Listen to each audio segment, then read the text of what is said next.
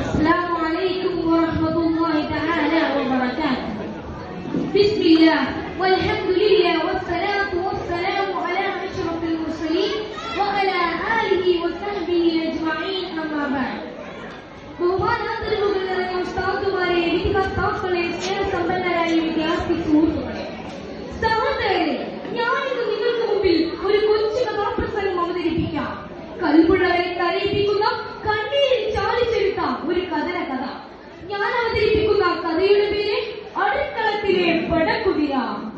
ആഹ്ദോന്റെ തിരുനാമം മൊഴിക്കുമ്പോൾ തിരുത്തിൽ സലാമൂതിർത്ത് കഥകൾ പറയട്ടെ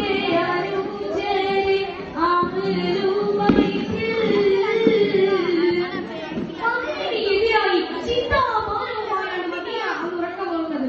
എന്തോ പന്തികേട് സംഭവിച്ചിട്ടുള്ളതുപോലെ, എന്തോ പ്രതികാരനാമമാണല്ലോ എല്ലാവരുടെയും സംസാരത്തിൽ പതിഞ്ഞു പോകുന്നത്. എന്താണ് അവിടെ സംഭവിച്ചത്? അങ്ങോട്ട് നോക്കൂ, മസ്ജിദ് നബവിയുടെ ഓരത്ത് ചിന്തയിലാണ്ടിരിക്കുന്നത് ജാഫർ ബിൻ അബീ ത്വാലിബ് തന്നെയല്ലേ? മുത്ത് നബിയുടെ എല്ലാമായ അബൂ ത്വാലിബിന്റെ പ്രിയപുത്രൻ ജാഫർ, വീരനുമായ അലിയാർ തങ്ങളുടെ പ്രിയ സഹോദരൻ ജാഫർ. കണ്ടാൽ റസൂലാണെന്ന് തോന്നിപ്പോകും. അതേ മുഖം, അതേ കണ്ണുകൾ. വരൂ, നമുക്ക് അദ്ദേഹത്തിന്റെ വാക്കുകൾക്ക് കാതോർക്കാം. പരിശുദ്ധ റസൂലിന്റെ തിരുസത്യം തിരുത്താനി ബസറയിൽ ചെന്നാരെ അവിടെ പരിപൂർണ മതത്തിന്റെ തിരുസത്യം പരക്കാരെ വിളിച്ചൊരു പൊന്നാരെ അവരെ ശുറബി പൊന്നാരെ. ആദരവായ റസൂൽ സല്ലല്ലാഹു അലൈഹി വസല്ലമയുടെ വിശുദ്ധ പ്രസ്ഥാനമായ ദീനുൽ ഇസ്ലാം ബസറയിൽ പ്രചരിപ്പിക്കാനെത്തിയ ഹാരിസ് ബിൻ ഉമയ്യ റളിയല്ലാഹു അൻഹുവിനെ സുറബിയ എന്ന ഈച്ചൻ കൊന്നുകളഞ്ഞിരിക്കുന്നു. ഇനി നമ്മുടെ ഹാരിസ് ഒരിക്കലും നമ്മളിലേക്ക് മടങ്ങി വരില്ല. ഇല്ല, അവനെ ഞാൻ വെറുതെ വിടില്ല. തലമുട്ടയെഴുതുന്ന കണ്ണീർ തലകൾക്കിടയിലും ജാഫർ റളിയല്ലാഹു അൻഹു ഒരു പുലിക്കുട്ടിയെ പോലെ നിന്ന് ചുറ്റി. മദീനയിൽ യുദ്ധകാഹളം മുഴങ്ങാനിരിക്കുകയാണ്. ശത്രുവിന്റെ രക്തം തിളച്ചു മറിയുന്നു. 3000-ഓളം വരുന്ന രണവീരന്മാർ റസൂലുള്ളാഹിന്റെ വാക്കുകൾക്ക് കാതോർത്തുകൊണ്ടിരിക്കുകയാണ്. എന്തായിരിക്കും റസൂലുള്ളാഹി അവരോട് പറയാനുള്ളത്?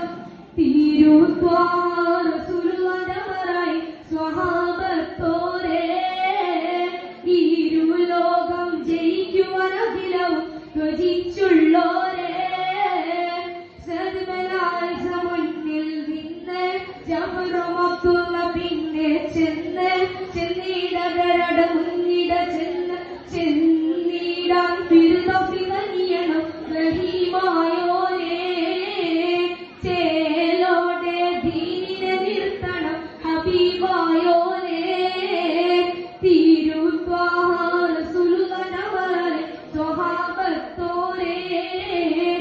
ഇരുലോകം ജയിക്കുവാനഖിലവും ത്വജിച്ചുള്ളോരേ. അതെ, സഹോദരന് വല്ലതും സംഭവിച്ചാൽ ഈ സൈന്യത്തിന്റെ നേതൃത്വം ഞാൻ ഏറ്റെടുക്കും. അതെ, ഈ ഞാൻ തന്നെ. അൽഹംദുലില്ലാഹ്, അൽഹംദുലില്ലാഹ്, എന്റെ ദീനിനെ കാവലിരിക്കാൻ ആരംഭപ്പൂവായ മുത്തുനബി എന്നെ ഏൽപ്പിച്ചുവല്ലോ. ജാഫർ റളിയല്ലാഹു അൻഹുവിന്റെ കൽപ്പകം ആനന്ദത്താൽ ചുതിർന്നു. വേഗം യാത്ര തിരിക്കണം. തന്റെ പ്രിയതമയോട് ഇവിടെ ചോദിക്കണം, റബ്ബേ, എന്റെ അമ്മ അവൾ പാവമാണ്. ജീവിതത്തിന്റെ അവസരം ഒഴുകുന്ന രാവുകൾ എത്രയൊന്നുമാണ് അവൾ അനുഭവിച്ചിട്ടില്ല. റബ്ബേ, എന്റെ പൊന്നുമോൻ എല്ലാം അവിടെ അസ്തമിച്ചൊഴുകുകയാണോ? അവർക്ക് ഞാനാണ് തമ്പുരാനെ. ഒഴുകുന്ന കണ്ണുകളോടെ ജാഫർ റളിയല്ലാഹു അൻഹു വീട്ടിലെത്തിയത് അറിഞ്ഞില്ല. ഇതെല്ലാം കണ്ടും കേട്ടും ഭാര്യ അസ്മാ ബീവി പടിവാതിൽക്കൽ തന്നെ ഇരിപ്പുണ്ട്. അദ്ദേഹം അവളെ പാടി വിളിച്ചു, അസ്മാ, മോളെ അസ്മാ, വരട്ടെ മോളെ, വരട്ടെ. നാളെ റബ്ബിയുടെ സുവർഗ്ഗ ലോകത്ത് വെച്ച് നമുക്ക് ഒരുമിച്ച് കൂടാം. നാഥൻ തൗഫീഖ് നൽകുമാറാകട്ടെ. തന്റെ കണ്ണുനീർത്തുള്ളികൾ പറിച്ച് തന്റെ കുതിരപ്പുറത്തേറി പടക്കളത്തിലേക്ക് പോകാതിരിക്കുമ്പോഴാണ് പിന്നിൽ നിന്നും ഒരു വിളി. അതാ മനസ്സിൽ പാഞ്ഞു കയറി തന്റെ ചോദനയെ വാരിപ്പുണർന്ന് എല്ലാം മറന്നൊരു നിമിഷമായി നിൽക്കുമ്പോൾ തന്റെ പടവാൾ കയ്യിൽ കൊടുത്ത് ആ ധീര വനിത പറയുകയാണ്, പോണം പ്രിയനേ നീ അടർക്കാളത്തിൽ പടച്ചോൻ വിളിക്കുന്നുണ്ടതിൻ ക്ഷണത്തിൽ.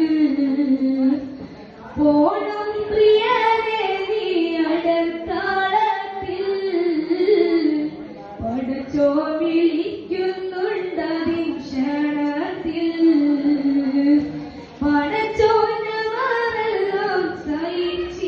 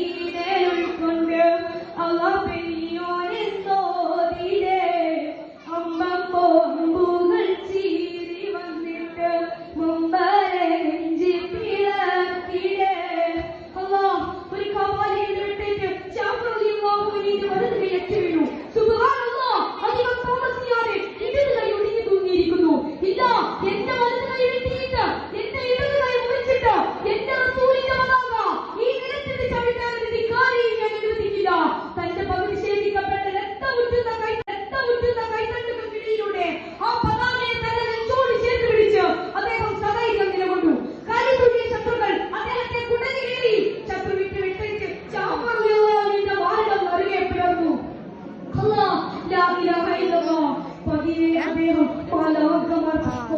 സ്വർഗലോകത്തിലേക്ക് യാത്രയായി.